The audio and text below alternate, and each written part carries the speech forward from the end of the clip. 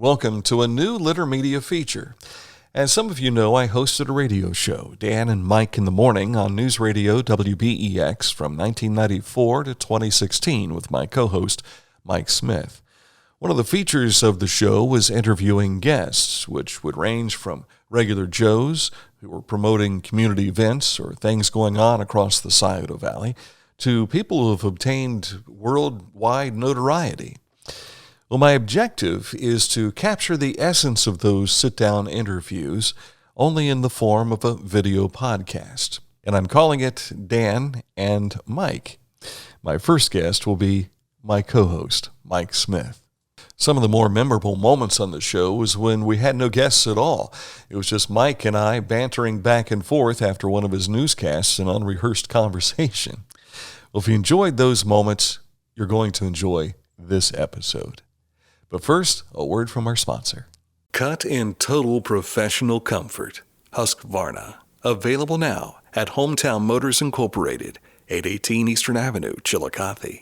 July 8th of 2016, life changed. Not only for me professionally, but for my next guest professionally as well.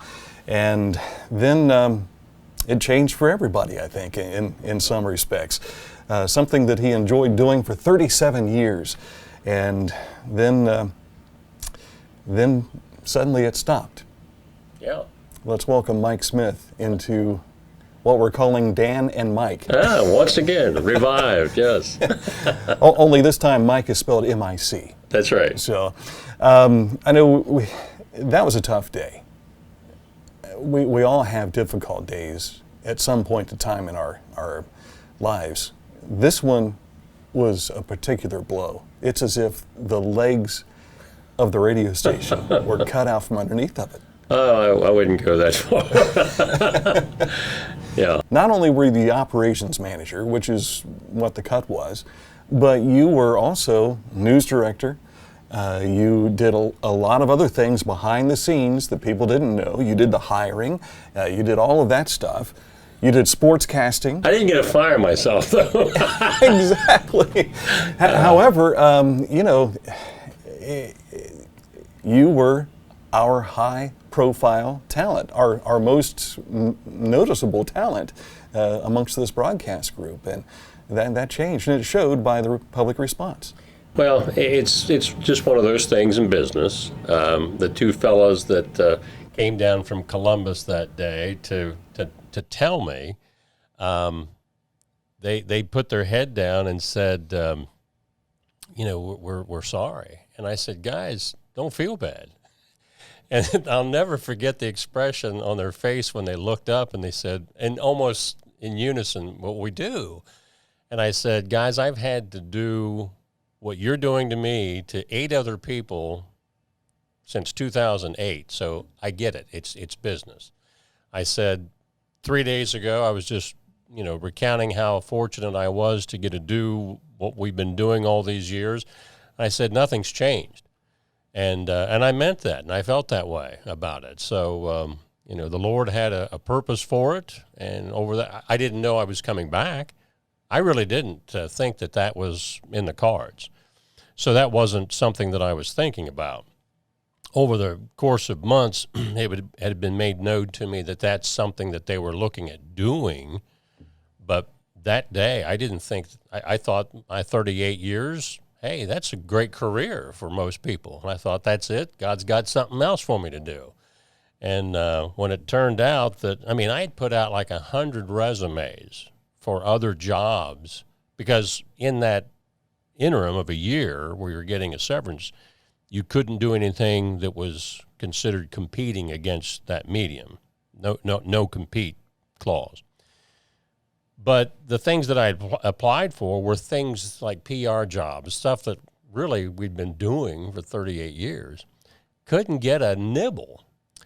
And that's where, around December and January, you start wondering, okay, is this it? Are you just going to, cash me in, Lord? And that's the end of it. But God, I felt like, was teaching me things throughout that process, helping me to see other things that needed to be done, things that had nothing to do with broadcasting at all.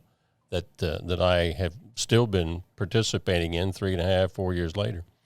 But it was just one of those things. But, you know, when it became apparent that I was coming back, I was just kind of like talking to the Lord one day, and it's like, why did I have to go 360 degrees to come back to the same place? And I didn't even know what was in Exodus 3, but that popped into my head, so it had to be from the Lord. And that's where God is telling Moses, you're going back to Egypt. No. So he didn't stay in Egypt forever. So however long I'm back in Egypt, it's good to be back. Although I don't know if Moses thought that about Egypt. Right. Well, I would tell you, after the weeks after you were dismissed, were very challenging for folks that were left behind. A lot of adjustments were made. I did not want to go to the Ross County Fair. I didn't want to face the public. And I will tell you, because a lot of folks were like, how could you do that to Mike Smith? Well, we didn't. Right. You know, it came from above us. Yeah. But let me get back to going to the fair. I was pleased with the number of folks that had come to us who have either experienced it themselves or had a friend who worked for either Kenworth or the paper mill, and they knew the experience. Sure. And they were understanding. Many were shaking their heads like the rest of us. But so let's fast forward to the next year, 2017. Right. We had done everything we could to get Mike Smith back on the radio, and it was going to be in a part-time basis at that point. And I don't know if you remember my message to you. It was, hey, Mike, you're going to the fair, but I don't want you to do anything. You don't have to report. Which I love that. We want to turn the broadcast booth into the Mike Smith kissing booth. And I will tell you, I had a chance to sit back and watch some of this as everyone came back and was shaking hands. But I didn't get a kiss. Well, you know. I thought maybe you at least. People would start talking. But it was great to see the community come back and welcome you home. Well, that was nice, and I appreciated that a lot.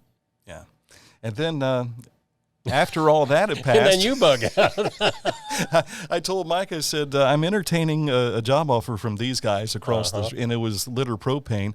And so then it was, oh, great. I'm coming back, and you're leaving. And you're leaving.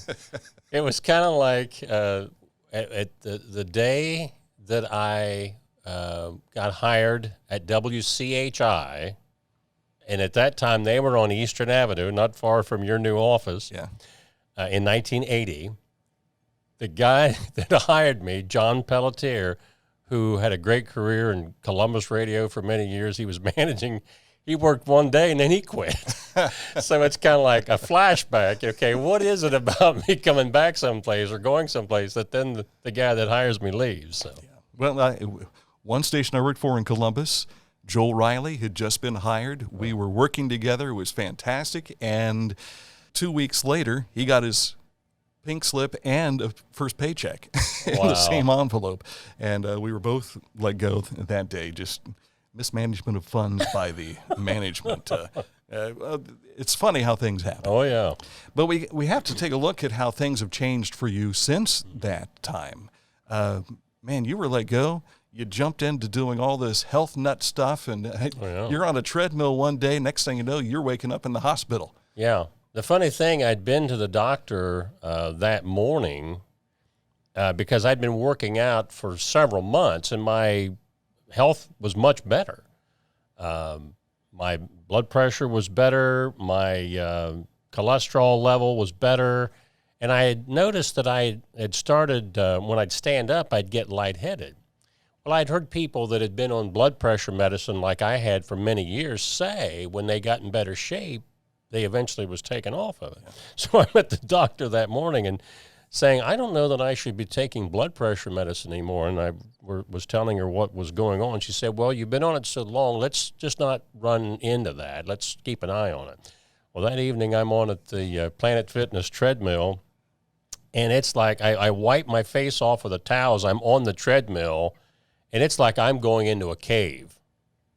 I'm blacking out and I don't realize it. Well, when I'm falling, it's kind of like you're in that twilight state between consciousness and unconsciousness. This is not a religious thing. So, I hear this crunching noise, which turned out to be the quad tendon in my right leg tearing. And before they could operate on it, Dr. Cohen said, I could get you in right now, but we have to find out why you passed out. Well, went to the cardiologist. He runs a battery of tests on me. He knows the story about what I told my GP. And he eventually says, you've diagnosed your own problem. Stop taking blood pressure medicine. So I haven't been taking it for 4 years. But if I don't keep working out 3 or 4 times a week, I'll be right back to where I was. Although, as I was telling Dan before we went on, the pandemic has put 10 pounds on me. And even with working out, I'm having a hard time getting away from the cake and cookies to get rid of that 10 Those pounds. thighs. Just can't get it off the thighs. But suddenly here you thought, and there were efforts to bring you back to the radio station, but now you're injured to the point where we had hoped to get you back to broadcasting at gymnasiums. You couldn't climb bleachers. No. In fact, I was in a straight leg brace for 14 weeks, which meant I couldn't drive a car. I couldn't even ride in the front seat of a car. If I had to go to a doctor's appointment, they had to put me in the back seat, prop my leg up against the back bench, and that's how we traveled. And I know what it is to have cabin fever because it was like 3 months. And I started having these anxiety attacks, which I never had in my life. It's like, what in the world is this all about? Well, I had a good friend, a good Christian brother that was also a psychiatrist that he said, Mike, you're not crazy. Here's what's going on. Put me on some medication for about a year. I haven't been on that now for 3 years. But I think, again, that was the Lord teaching me something because the people that I volunteer with and have been volunteering with now for 4 years that are coming out of addiction, I can't tell you, Dan, how many of those guys talk about anxiety attacks and how that is something that they have tried to medicate with illegal drugs. Mm-hmm. And it's like I never went through all of that, but it's like the Lord gave me that for a time, so at least I would have not sympathy, but empathy. I know a little bit about what you're experiencing, and I know a God that can get you through that, what you did with me. Makes a big difference. Absolutely. That segues right into what I was going to go to next. You are indeed a man of faith, as we have How can you tell? We've exhibited over the years, and it has to feel reassuring to have someone come up to you and say, man, I can just tell just by the things you say, how you act, how you respond to this and that. Some people don't realize it, but we are the only Bible that some people read. It's amazing. You were talking earlier about getting laid off. How many people came up to me in that year and asked me, Mike, did you get laid off because of your faith?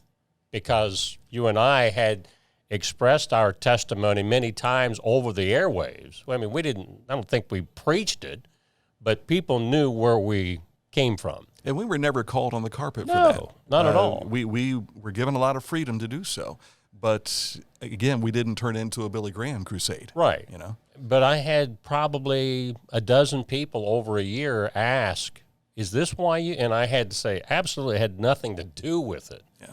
But that's the climate of the day. Yeah. But in a way, it was kind of neat that at least people saw the light at some point that's where you're coming from. Yeah.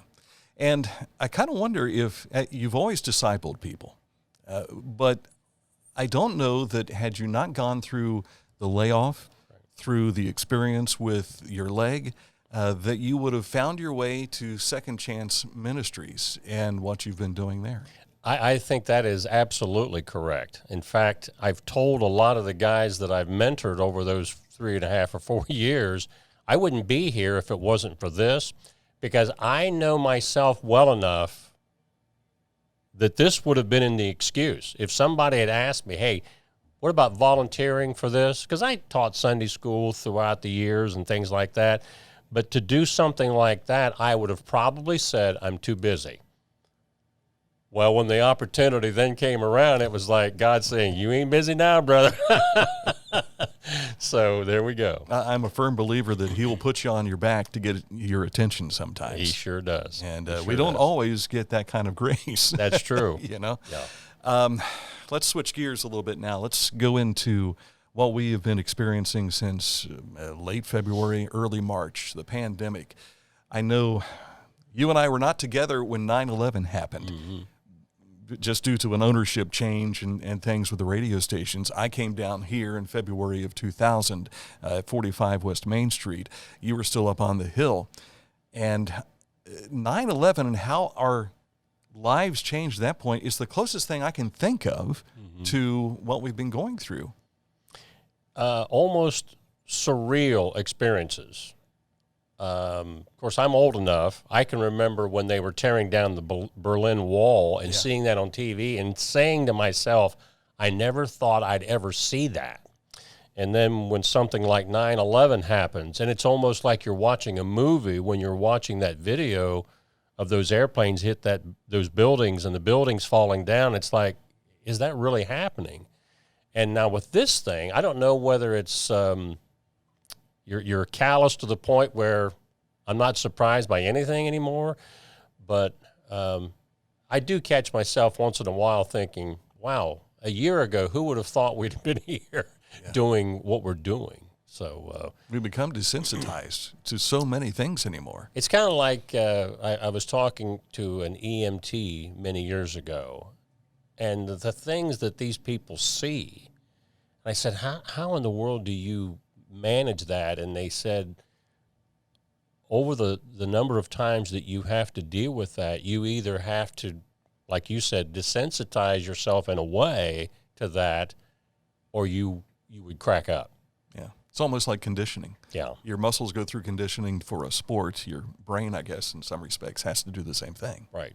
So I don't know how they do it. Doctors, it's nurses, a calling. Yeah, you bet, no question there.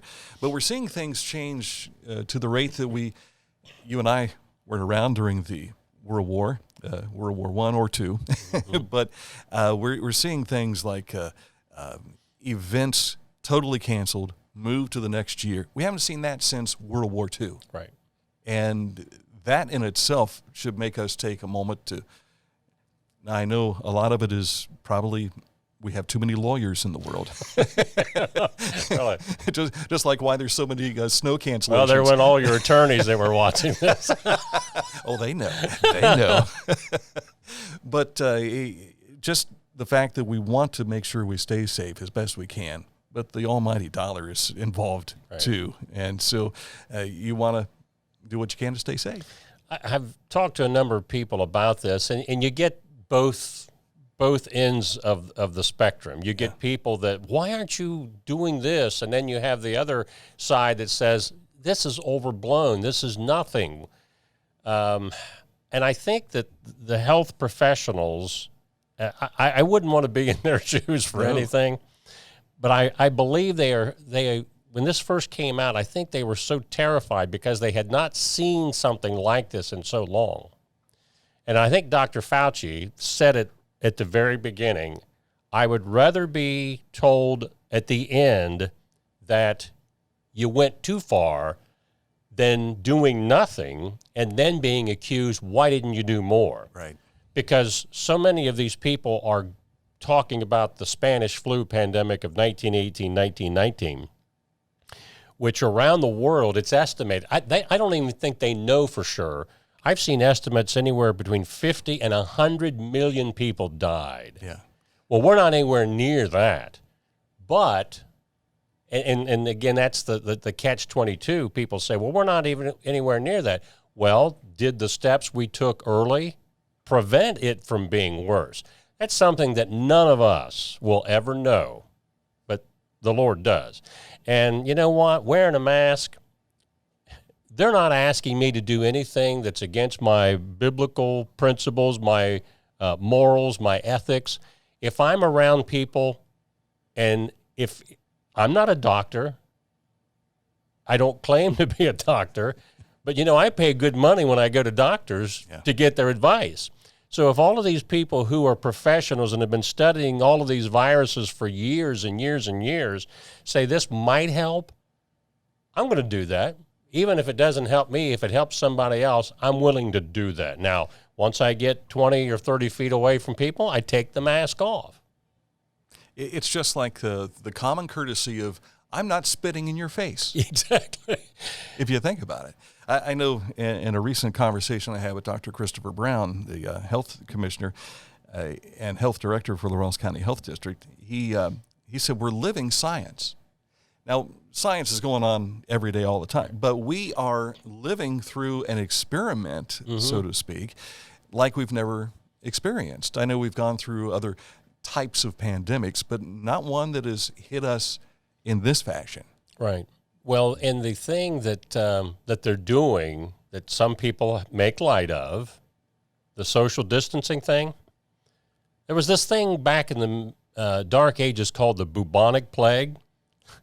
They didn't know anything back in the 1500s, but they knew that distance played a role. Yeah. In the Spanish flu outbreak of 1918, distance.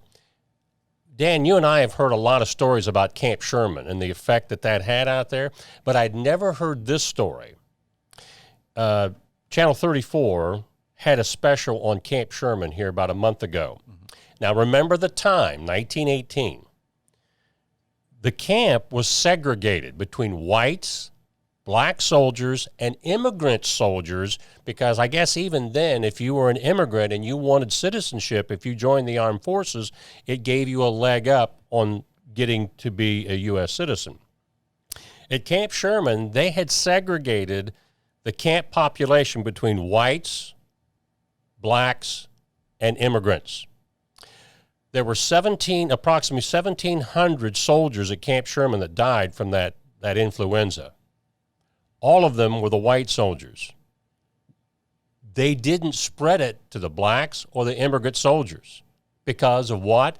Space, distance. They were segregated. Now, we know that segregation is not a good thing for, racial equality, but when it came to that disease, it wasn't because, it was only affecting white people, because that's where the flu started at that camp.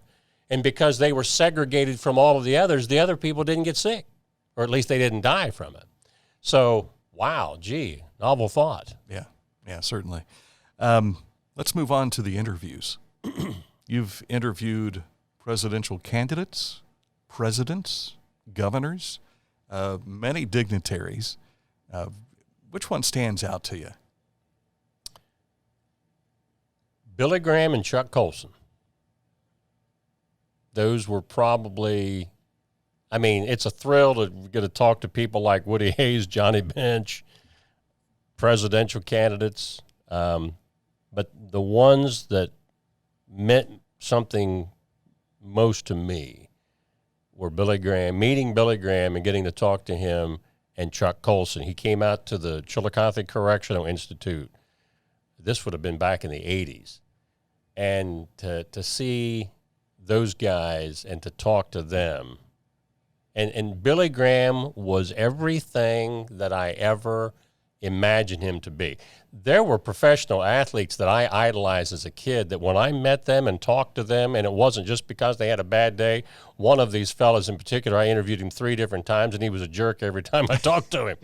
But Billy Graham was everything I ever imagined him to be.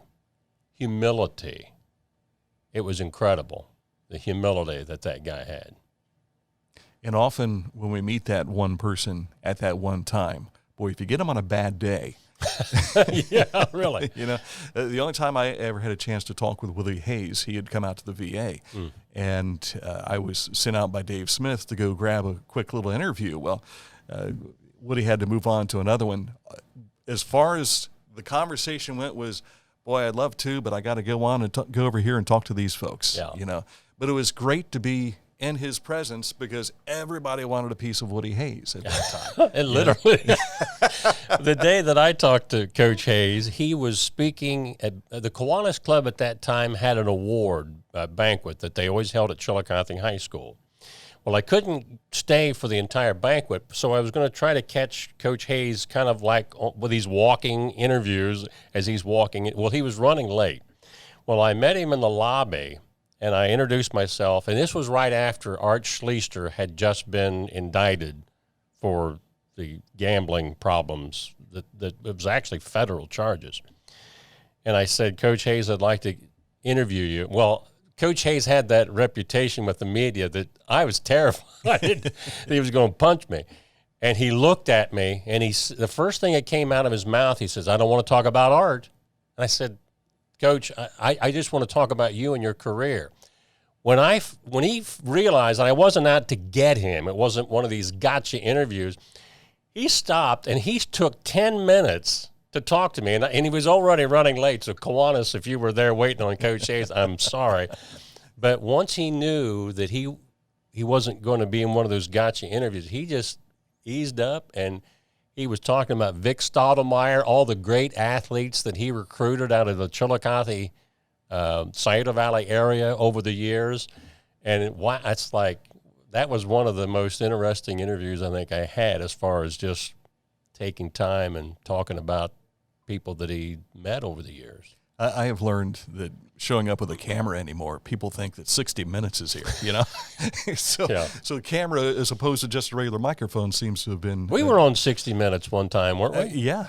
This was during the 2012 presidential? The gal's, and she still works with one of the major networks. Snow was her last name. I can't remember her first name. Yeah. But she was the one that did the interview. Yeah, and it's amazing what Dan was the only one that made the cut. I ended up on the editing room floor. And I was almost just a voice because I was setting the scene as they were showing, I think, one of the Mennonite buggies was going down Route 28. Yeah. I think it was. So, my 15 seconds of fame. The one interview you didn't get, I was thinking about this past weekend when CBS was showing again the Dick Van Dyke Show.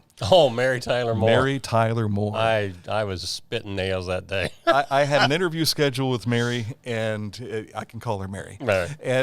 And you, of course, had the Mayor's Forum with Joe Salzer at the time. And Joe and Mary Tyler Moore. Yeah, and even Joe wanted to talk to Mary Tyler Moore. But mine was being pre-recorded, so we stay, and you were live. So, I would tell you, you would have loved it. You would have loved it. It was a fantastic interview. She was everything that you might think she was. As a kid, I was in love with two women, Mary Tyler Moore and Doris Day. Now, I never had a chance to talk to Doris Day, but Mary Tyler Moore, she was great. My other was, isn't this horrible? Bewitched. Oh, Elizabeth Montgomery. Yeah, she was hottie. All right, we'll move on. Sports. Mm-hmm. This is something that I think kept my radio career going, has kept your radio career going, because it's so much fun. You get a chance to jump in and do it. Baseball, basketball, football, volleyball, those have been, I think, your mainstays. Mm-hmm. He's not done soccer yet. No, or wrestling. Ryan Mitchell, former voice of the Chillicothe Paints, has done a lot of broadcasting for wrestling. Mm-hmm. And we're not talking professional wrestling. We're talking about the Ohio High School Athletic Association. Right. But I want to go back again to your time off. I don't know if it was the separation, but as a critic, as a fan, as a friend, I think you were better when you came back than before. I think it might have become old hat, I'm going to do it again. And I think your enthusiasm showed you became a better follower of what was going on with the action, especially when it came to crunch time. Now, if you remember, before I got laid off, I had not done football for 4 years because, frankly, I was weary because I was here at 5 a.m. to do the news. And even if you go home and take an hour nap and you go back out, I was fried. I mean, I was just absolutely fried. You say, well, you did basketball. Well, basketball is a lot shorter contest than football. Yeah. And takes a lot less preparation. It's half the broadcast time. Yeah. Since I came back, I didn't work Friday mornings. So when I'm going out to do a football game, you're refreshed. You feel like you're just ready to go. Yeah. And keep in mind, I was in my 50s at that point, and frankly, I told B.J. Daly this when I stepped out of football for 4 years. I said, B.J., I'm just wore out. And I can find myself disinterested in what's going on. I know what Marty Brenneman was saying from time to time, when it's time to get away. But when you go to a game where you're feeling physically and mentally fresh, it's a whole different experience. Yeah. And, I live down in Pike County, and I was making those drives in, and to go home was just another half-hour drive, half-hour back in. And so I would my Fridays basically were 21-hour days. Yeah, I don't know how you did it, because I couldn't do it. Grace of God is the only way I could pep figure. pill you were taking in the afternoon. But we're looking at, I know I did a little over 1,000 broadcasts. Mm-hmm. You certainly have had to have done close to 2,000, if not more. Mm-hmm. And the relationships you've built, I mean, you go and you meet people that I didn't know you were on the 1990 football team of, Paint Valley or whatever, but they remember you calling the game, and it's such a relationship. It's incredible. It's like what we've learned with Marty Brenneman, Vince Scully, all those people we've sat and listened to all those years. A lot of times people will start speaking to me in public, and I know you've had this too, and after the conversation and they go away, and my wife will say, "Who was that?" And I say, "Honey, I have no idea." I'd love to be able to say. Now, a lot of the folks I do know, but a lot of people are seeing me because they've seen me from a distance, like sitting in the crow's nest or in the press box or whatever, but we never, conversed. Yeah. But they think they know you because there's that connection. Oh, yeah. Talking about the mentorship program with Another Chance Ministry, there was one day I was in the house where the guys live, and I was doing a Bible study with another fella, and a person walked into the room and heard me talking and said, "You're Mike Smith." And I looked at him, and I didn't recognize him. And I'll give his name because he's told this story himself. What a great testimony this young man has been. And I said, "Help me. I can't place you." And he said, "Mike, it's Sean Kaywood, Paint Valley football." Oh, yeah. Great kicker. Great punter. Yeah. All league. I think he still holds the single season record for best punt average at Paint Valley. Mm. And he said, "You used to do my games on the radio." Well, Sean was about twice as big as he was in high school, and I just didn't recognize him. Well, he ended up being a fellow that I started to mentor. And Sean has turned his life around in such a mighty way. I mean, God is really using him in this community as a wonderful testimony. Because there was a lot of times that I always felt like, what we did, God could use that, but you don't always know how. And it was that and a couple of other experiences where it's kind of like, what good was all of that for you, Lord? And it's like God was saying, "Mike, you've built relationships with people that you don't even know." But in that case, there was a relationship that was waiting to happen that neither one of us could see. But because there was this tie-in, it made him feel more comfortable to sit down with me, and we still stay in touch. He's graduated out of the program, doing great work in the community, and we get together every once in a while as brothers, and that was one of the things that the Lord showed me. And I guess that's a lesson learned for all of us, regardless of what you do. Maybe you're the guy that picks up people's garbage every day. Well, like Ravi Zacharias said, be the best garbage collector you can be if that's what you are in life. Yeah. Because when you connect with people in whatever you're doing, God can use those things down the road.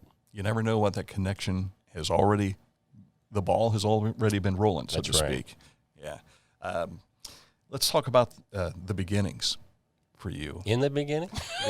You were one of those geeky kids sitting in the crowd at a ball game with a pretend microphone in your hand, weren't you? Well, that's how Bob Costas got his start almost. But and look what happened to him. Yeah, I grew up just outside of the metropolis of Lattaville, population 25, and that's fallen some over the years. Half of them were named Smith. One of my famous friends from the Lattaville days was Shelley Mather Meyer, Urban Meyer's wife. I was her Sunday school teacher at the Lattaville Methodist Church. But we had a little farmhouse that on the top near Davis Hill, and I'd be out many times playing ball by myself as a kid. Well, as I'm playing ball by myself, I'm also announcing the game, not thinking that it would ever lead into a broadcast career. So I feel like I had 20 years of experience before I ever cracked open a microphone. But yeah, that's kind of where some of that type of thing started. You went on to become Broadcaster of the Year, Sportscaster of the Year, and that was pretty huge, right? That was neat. It's one of those judging contests. You got a room full of 2 or 3 people making a decision. Is that what the majority of people think? Who knows? So sometimes it feels good to win awards like that, but over time you start to realize, what does that matter? Just another plaque on it's the in wall. a box somewhere now. Who knows where it is? Yeah. Influences on your career. I always loved Dick Enberg. Oh, my. Yeah. In fact, I probably tried to use that, only not nearly as well as Dick Enberg ever did. But Vin Scully, those guys, they were fantastic. Of course, I'm old enough that before even Al Michaels came on with the Reds, there was a guy named Jim McIntyre who was their radio announcer in the 1970 season when they went to the World Series and got beat by Baltimore. Jim McIntyre, always enjoyed him. But those are some of the guys over time that I always enjoyed listening to. And even Marty Brenneman, I would say, our styles are not uniquely, but listening to Marty tell a story and laugh, that laughter is it's priceless. Contagious, yeah. And that's where you realize that radio can be really about making that connection with your personality and not. Some people say I have a hyena laugh when I get really tickled about something, but that's, I don't try to hold that back because I want people to know if Tom Beard or BJ's telling something goofy on the air that it strikes me funny, I'm just going to laugh because that's personality. And not that I'm trying to be haughty about it. I just want people to know this is fun, and this is like a conversation like Dan and I are having right now. It's just as we're trying to describe, and I try never to let fun get in the way of being the eyes of the people that aren't there, because that's what radio is. It's not a visual. Yeah. We have to be able to convey what's happening that we're seeing. But in and along the way, and that's why I think I always enjoyed baseball announcing more, because it's more laid back. We just don't get a chance to do as much. Gives you more of an opportunity to be yourself. Yeah, it's more storytelling than the other sports are. Yeah. A lot of time to fill. Yeah, and I love that. I love telling stories and listening to stories being told. So, yeah. Let's switch into the Andy Griffith Show. Is there any thing going on at any point in time that cannot be related back to a circumstance in one of the situations Andy would have found himself in with Barney? Of course, I wish that we were in, and that was a country song a few years back. I wish it was Mayberry, because life is not Mayberry, sadly enough. But yeah, there are so many life lessons in those stories. A lot of people don't realize that from 1960 to 1965, the writers of the Andy Griffith Show were the same guys that wrote for the TV series MASH in its first several years, and they were great writers. Talk about storytellers. That's what they were able to bring to both of those shows early. Now MASH was kind of comedic to start with. It evolved into more of a kind of almost times preachy. Yeah. And some of the things they were preaching weren't bad, because war is not a pretty thing. And that's kind of what they were trying to convey throughout that series. But plus, the series ran much longer than the Korean conflict went. Yeah, Korea was 50 to 53, and MASH went, 12 years or something like that? But yeah, Andy Griffith, there are so many wonderful stories. It's like Opie the Birdman, where he kills the bird in the tree, and he has to raise the little chicks that are left behind, and how at the end of the story, when he has to let them go, and he looks in at the cage and says, yeah, Paul, isn't that, it's so empty. And Andy steps back and he looks at the trees and he said, yeah, but aren't the trees full? I mean, I tear up just thinking about that, because he's trying to teach that young man, but what else is there? I mean, it's not all about you and what you want. It's about what you can contribute that makes the world, or can make the world, a better place. And it was able to tell a story from a single dad's perspective. Mom was never in the picture. There was Aunt B as a mother figure, but, and you step back 1960 to 65, I don't know how many homes were experiencing something like that, but that had to be an institution in its own right as well. Yeah, because the nuclear family, mom, dad, child in the same home, we didn't have as many split up homes back in those days. Not that they didn't exist, but not like, they do now. And of course there were shows that were just outright hilarious, silly. Otis Campbell, Floyd the barber, is one of the funniest characters on that show in the early years. A lot of people don't realize that character, that actor, he had a stroke. And I think probably about 1964 and on, while he was on, you never would see Floyd walking around anymore. He'd either be in a sitting position or standing, because he had this stroke and it was debilitating to the point where he couldn't walk and move around. But Don Knotts, who was Barney Fife, I was reading a book about the show one time, and Barney said that Floyd was the one that had everybody in stitches. They'd have so many different takes because I think Howard McNear was his name. He'd say something and it'd just catch the whole cast dying laughing. Always comes back to the barber, doesn't it? Yeah. Well, the episode, and here we go. I'm telling these stories. The escaped convicts, that they're the women. Yeah. And one of them refers to Barney as Al. He reminded her of a boyfriend. So Floyd starts calling Barney Al. And Don Knotts looks at him and says, "Stop calling me Al." Oh, just silliness, but it was a great show. The simplicity of life, certainly. Let's look at the future now. We're sitting in a building. When I moved in here and this was my second move into this building. I came here first in 1985 when they reconfigured everything.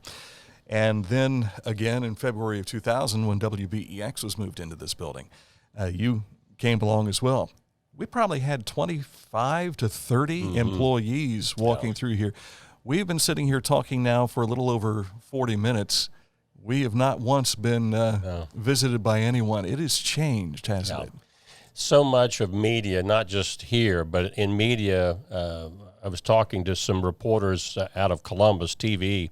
Used to, with television, even in the Columbus market, years ago, the reporter and a camera person went out on a story.